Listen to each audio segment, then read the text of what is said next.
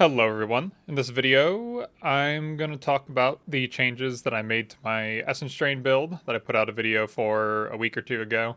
There's some small changes, but they are pretty significant and help out the build a lot. And then also, I'm going to keep trying to make more changes in this video by double corrupting some Blight Gems with 20% quality. And I want them to turn to Val Blight with a increased level, which I think is a 3% chance, 3 or 4% chance for that to happen. And I only have like 12 of them, so it's unlikely that it will, but that's what we're going for.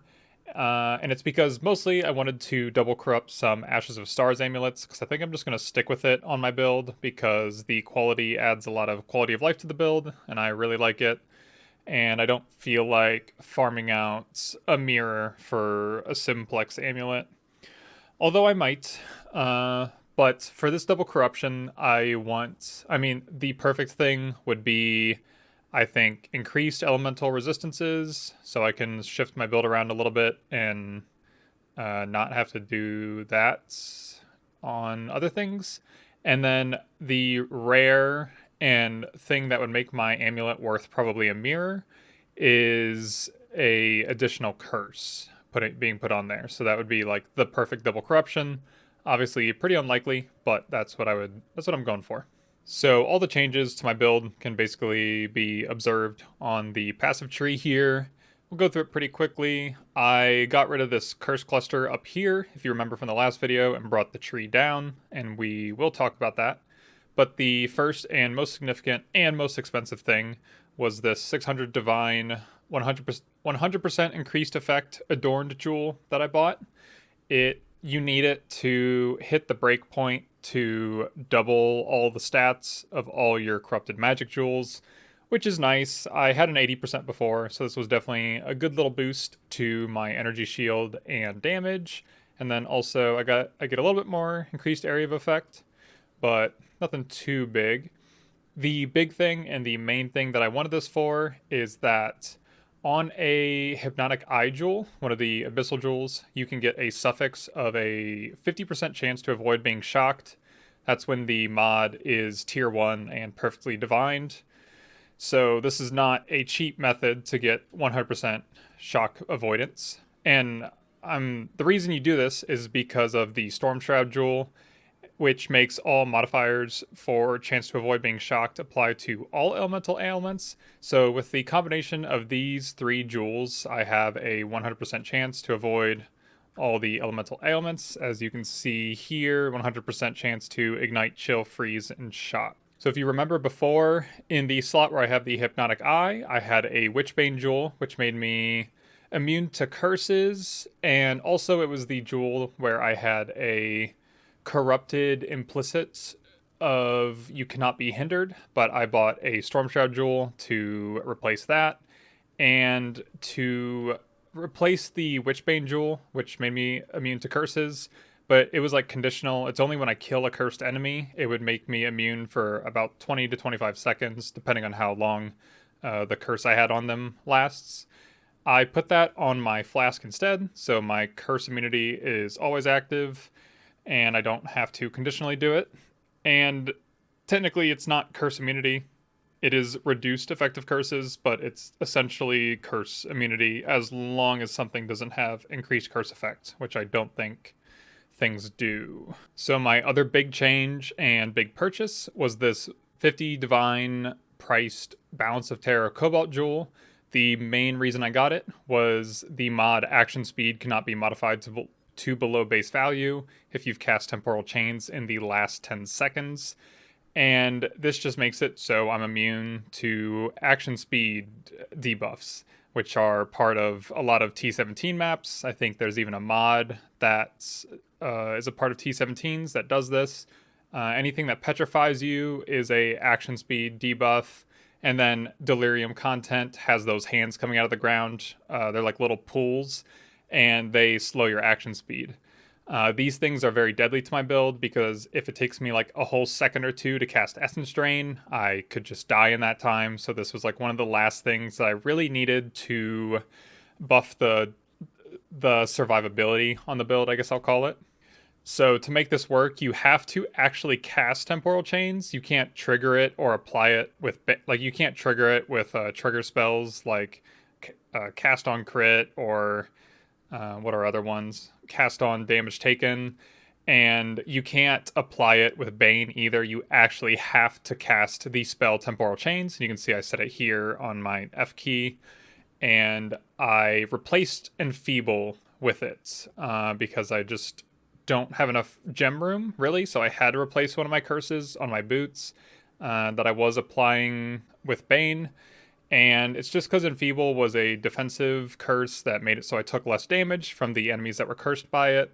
And I did get like 1,000 energy shield from the Hypnotic Jewel and then also my Adorned Jewel. So my defenses were buffed, so it felt alright taking away some defense.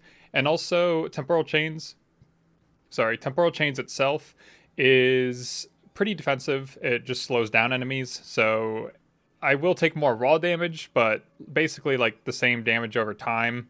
So this is adding another button onto my many buttons build, but I'm only using it as an action speed cleanse, so it's very muscle memory to go, oh, I'm slowed, press the button, and then I'm not slowed anymore. So it's not a big deal. And I don't even plan on applying it to enemies unless I do get one of those Ashes of Stars amulets where I can apply an additional curse, because I don't have enough you can apply additional curses right now. I can only apply 2, and that's going to be my punishment and despair for more damage. And if I do get this on if I do get you can apply additional curses on my amulet, then I will put it on enemies that are really dangerous. But right now it's just a action speed cleanse. And it sounds so minor, but this is such a huge thing for the build. It really is. And then also on the jewel, since this is the only curse that I plan on casting like by itself, I just bought a double Temporal Chains Balance of Terror Cobalt Jewel, and that's why it's so expensive. This is the only 2 Temporal Chains buffs that you can possibly get on this jewel, so I just get a little bit more value with increased cooldown recovery rate, which increases the cooldown recovery rate of my Withering Step, so I can go zoom more often. So to make this jewel fit, I obviously needed some passive points to come down here and slot it in. So I got rid of my curse tree since I wasn't going to be applying 3 curses to people anymore. I really don't need to. And one of the bad parts of doing this, but ended up being an amazing thing, is that I lost my curse mastery, which I was using you take 40% reduced extra damage from critical strikes by cursed enemies, but I actually was able to make that up and more over here with the energy shield and armor. Notable in mastery, this is you take 30% reduced extra damage from critical strikes, and the mastery lets me take 20% reduced extra damage from critical strikes. So now, along with my Watcher's Eye, I just have 100% reduced extra damage from critical strikes all the time. I mean, technically it's 110%, but I don't know if it goes above the cap. That's actually something I'll look up. Okay, yeah, the wiki says that similar numerical modifiers stack additively and are capped at 100% reduced extra damage from critical strikes. So no, I do not take 10% less damage from critical strikes. Now I just don't take any extra damage from critical strikes at all times. There's no condition, so this is actually better in the long run. And then I've also wanted to slot this notable in for a long time. I get to recover 2% of energy shield on kill, and this is really nice when you cast Essence Drain on a pack of really low health enemies that do a ton of damage, because they'll hit you a bunch. And I'm specifically talking about the Eater Altar enemies, the naked women with tentacles that shoot lightning at you. I forget what they're called, like Thrall or something. I could be super mistaken. But they'll do so much damage to me, but they have such little health that they just die instantly, so I don't really heal off of them.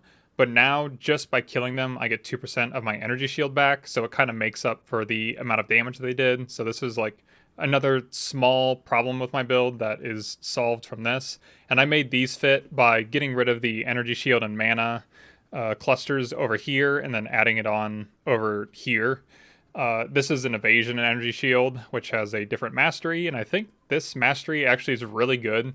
I get 20% increased energy shield recovery rate if I've been hit recently, so I think any regeneration, like with my Essence Drain or just the normal regeneration that I have is buffed by 20% when I get hit, if I'm not mistaken. So yeah. And then also technically this mana mastery, or these two mana nodes get me more than the two that were over here. So that's just a small upgrade too. But yeah, I think that's all the changes to my build. It definitely feels a lot better. I definitely feel a little bit tankier. I think if anything, my damage fell off. I think I got rid of some damage up here. And yeah. Also, I hit level 100 to get another passive point. And I think that's all I got. Okay, so let's actually get into double corrupting and hope we can change up the build a little bit more, make it a little bit better, which would be really nice. I mean, even if we get a quality increase or I think if I just get a Val Blight at all, I think it's better than what I have now. Yeah, what I have now is a level 20 with 0% quality. So as long as I Val one of these, which I definitely should, it will probably be a buff to my build. And then technically 3 of these Ashes of Stars amulets should double corrupt, which I'll either use or sell. So hopefully we don't lose too much money. I basically bought all of these amulets for 5 divines. I bought the glowy one for 10. All of these temples were 2 divines, and then the blight gems were really cheap, but I just leveled them myself. So I entered the temple map. I think I'll just go through this first one with you in case you've never seen this happen, but I think this has been in the game for quite a while.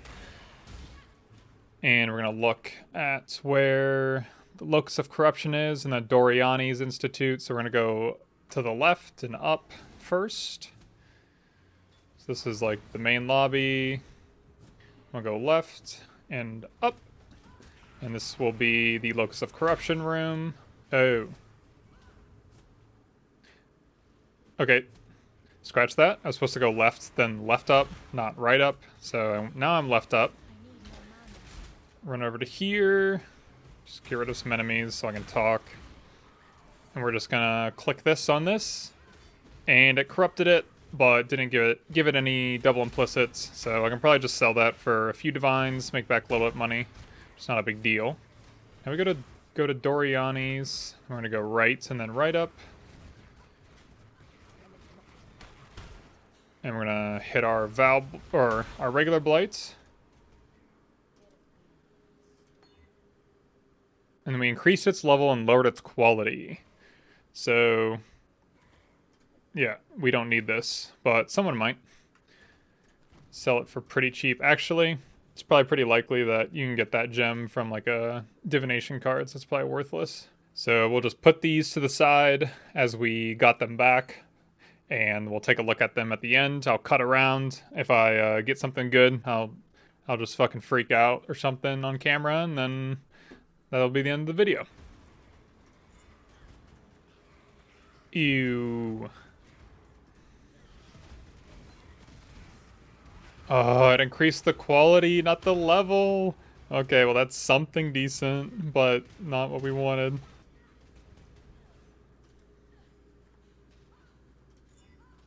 Oh.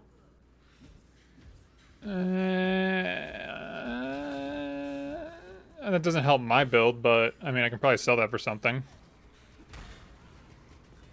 Yes! The first bloop just gone. It's actually so satisfying watching it disappear. I don't know why.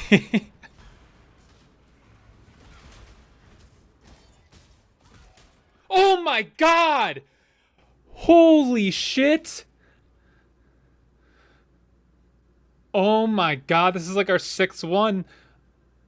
Bro, I was joking about popping off, but I didn't think we would get this. It's so rare. Holy shit. I got chills. Hell yeah. Fucking let's go. Alright, we got the, where are we going? We're going down. Let's hit them both on the same temple.